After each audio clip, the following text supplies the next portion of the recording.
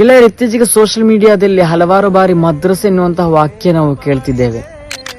ಮದ್ರಸ ಅಂದ್ರೆ ಯಾರಾದ್ರೂ ಏನಾದ್ರೂ ತಪ್ಪು ಮಾಡಿದ್ರೆ ಮದ್ರಸದಲ್ಲಿ ಇದೇವಾ ಕಲಿಸುತ್ತಿರುವುದು, ಮದ್ರಸದಲ್ಲಿ ಭಯೋತ್ಪಾದನೆ ಕಲಿಸುತ್ತಿದೆ, ಮದ್ರಸದಲ್ಲಿ ಅಶಾಂತಿ ಕಲಿಸುತ್ತಿದೆ ಎನ್ನುವಂತಹ ಧರ್ಮಕ್ಕೆ ಒಮ್ಮೆಯೂ ಸರಿಸಾಟಿಯಲ್ಲದ ಮಾತನ್ನು ಹಲವರು ಕೂಡ ಸೋಷಿಯಲ್ ಮೀಡಿಯಾದಲ್ಲಿ ಪ್ರಚಾರ ಮಾಡ್ತಿದ್ದಾರೆ.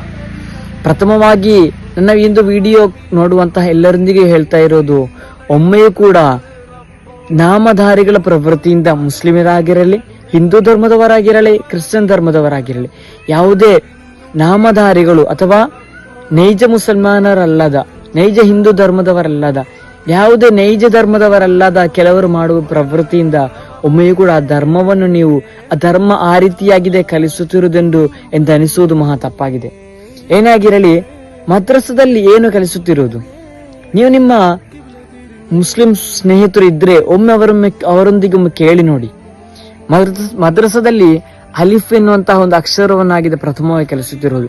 ಇಂಗ್ಲಿಷ್ ಅಲ್ಲಿ ಎ ಫಾರ್ ಆಪಲ್ ಎಂದು ಕಲಿಸುವ ಹಾಗೆ ಅಲಿಫ್ ಎನ್ನುವಂತಹ ಆ ಪ್ರಥಮ ಅಕ್ಷರ ಮಾಲೆಯಲ್ಲಿರುವ ಪ್ರಥಮ ಅಕ್ಷರವು ಅಲಿಫ್ ಎನ್ನುವಂತಹ ಆ ಒಂದು ವರ್ಡ್, ಆ ಒಂದು ಪದವು, ಆ ಒಂದು ಪದಕ್ಕೆ ನೇರವಾಗಿ ಕಲಿಸುತ್ತಿರುವುದು ಅಲಿಫ್ ಫಾರ್ ಅದಬ್ ಎನ್ನುವಂತ ಒಂದು ವಾಕ್ಯವಾಗಿದೆ. ಅದಬ್ ಅಂದ್ರೆ ಏನು? ಗೂಗಲ್ ಅಲ್ಲಿ ನಮಗೆ ನೋಡಬಹುದು. ಅದಬ್ ಅಂದ್ರೆ ಶಿಸ್ತು, ಮರ್ಯಾದೆ ಎನ್ನುವ ಅರ್ಥವಾಗಿದೆ ಅದಬಿಗಿರುವುದು. ಅಥವಾ ದೊಡ್ಡವರನ್ನು ಬಹುಮಾನಿಸಬೇಕು, ಸಣ್ಣವರನ್ನು ಪ್ರೀತಿಸಬೇಕು, ಗುರುವರಿಯವರನ್ನು ಗೌರವಿಸಬೇಕೆನ್ನುವಂತಹ ಅದಬಿನ ಶಿಸ್ತಿನ ಪಾಠವನ್ನಾಗಿದೆ ಮದ್ರಸದಲ್ಲಿ ಕಲಿಸುತ್ತಿರುವುದು. ಆದುದರಿಂದ ಪ್ರಥಮವಾಗಿ ಏನಾದ್ರೂ ಕೇಳುವ ಮುಂಚೆ, ಅದನ್ನು ನಂಬುವ ಮುಂಚೆ ನಾವು ಅದರ ಬಗ್ಗೆ ಕಲಿಬೇಕು.